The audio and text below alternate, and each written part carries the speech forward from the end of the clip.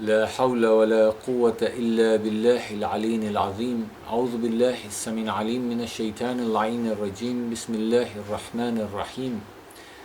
الحمد لله رب العالمين. الحمد لله كما هو أحل، والصلاة والسلام على أشرف الأنبياء والمرسلين وخاتم النبيين مولانا أبي القاسم محمد. اللهم صل على محمد وآل محمد. We have started a series of discussions on an important work left to us by none other than the fourth holy Imam, the great grandson of the Holy Prophet. And this work is known as Risalatul Huqooq.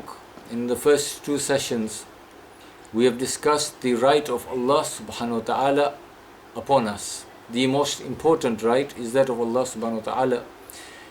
And from that right of Allah, in His ubudiyah, in His obedience, we as His abd, as His servants, as His believers, have other rights that befall upon us. And the next right that befalls upon us is the right upon us over ourselves.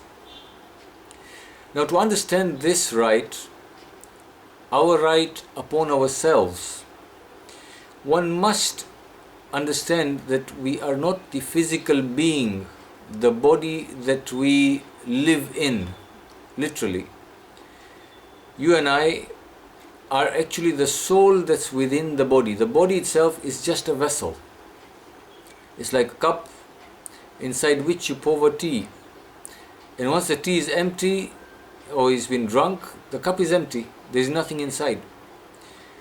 When we were in the wombs of our mothers, Allah SWT poured our soul into this vessel, and this vessel, that is the body, is just a means for us to journey in this life. The vessel itself has no value except that it has some rights over the soul. What is the right of your body towards you, the soul? This is what we need to cover. So the fourth holy Imam says that the right of your body over you is that you do not employ it, use it, except in the obedience of Allah subhanahu wa ta'ala. Every act that you conduct with this body of yours, that is a vessel to journey in this life and to gain what has been set forth for you to gain in this life for the hereafter, for the real life.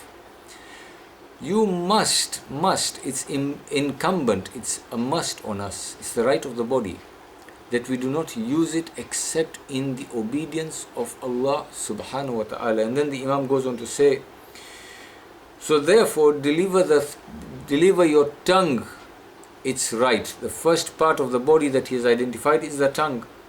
Then he says, deliver your hearing, your ears, its right. And deliver your sight, your eyes, their right, your hands and your legs, their rights, your stomach, its right, and your shahwa, your private parts, their rights, and always seek Allah's help in doing this. So the Imam says, and it's amazing, 1400 years ago, he has mentioned the parts of our body that we always employ to function in this life. You cannot function without the tongue, the eyes, the ears, the hands, the legs, the stomach. Although we don't see the stomach and it is not an obvious function, but it has a function in our lives. We will come to that inshallah. And of course our private parts. So Imam says these parts of yours have a right upon you. Do not use them except in the obedience of Allah subhanahu wa ta'ala. Then the third right is mentioned, where now he is breaking these rights apart, and he says the right of your tongue. Now, to make the right of your tongue a bit clearer, I'll give you a very simple example. Assume that the esteemed marja of our time, Ayatollah al-Uzma al-Sistani, decided to pay you a visit and came to your home. Inshallah, may someday you be blessed with the visitation of the great alim. Now, he's the greatest person in the world that we live in at present. The highest ranking person after the Imam of our time. Now imagine if Ayatollah Sistani was to pop into your house. He wants to visit you. When you're sitting with Ayatollah Sistani, how will you present your tongue? We're here talking about this faculty of speech. Will you and I utter the kind of things that we utter when we are in our barazas with our friends, on the phone call when we are gossiping about so and so, this neighbor, that friend, that community member, that person in the market? Is that what we're going to do? Go a step further. The Imam of your time visits you. Go a step further. The Holy Prophet of Islam visits you. Straight away the answer is, you be very careful of what you speak before these people. The question is, and this is where we need to ponder in the month of Ramadan, Allah subhanahu wa ta'ala, the creator, the originator, the owner of the entire universe, who repeatedly in the Holy Quran says that I am closer to you than your jugular vein. I am Sami'ul Basir, I see and hear everything. Allah subhanahu wa ta'ala, who is aware of what is in those hidden places on this earth and in the universe that we do not even understand or comprehend or know about. Allah subhanahu wa ta'ala, who knows the whispering of the ant. He's always with you. He's always with you.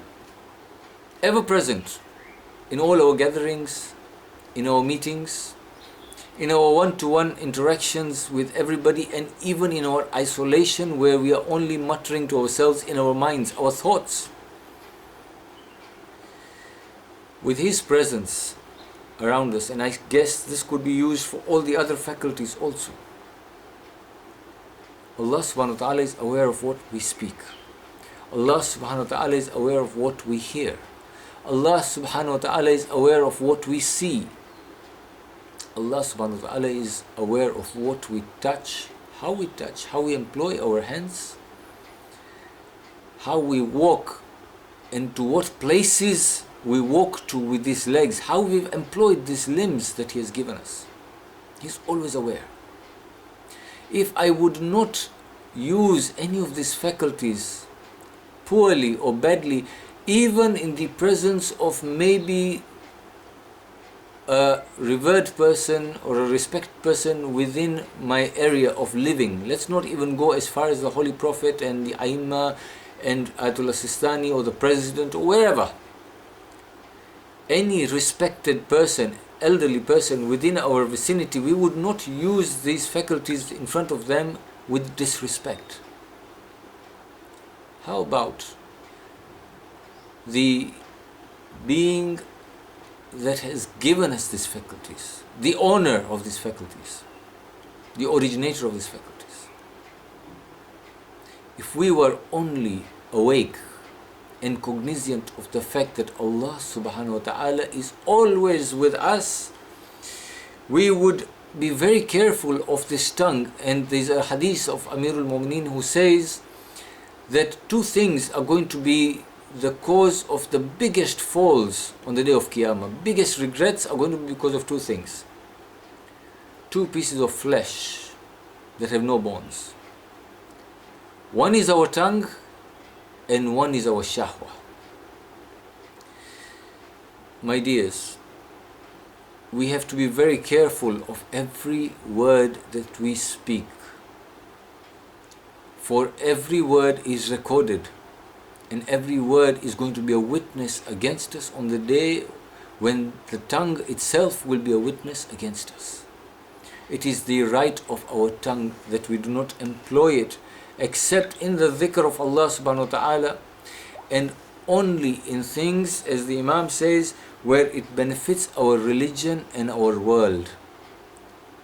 We should not do dhulm to our tongue by using it in vain talk, in ghibah, in making calls that we cannot fulfill, promises that we cannot keep, in harming others, in hurting others, because it is going to be an evidence against us.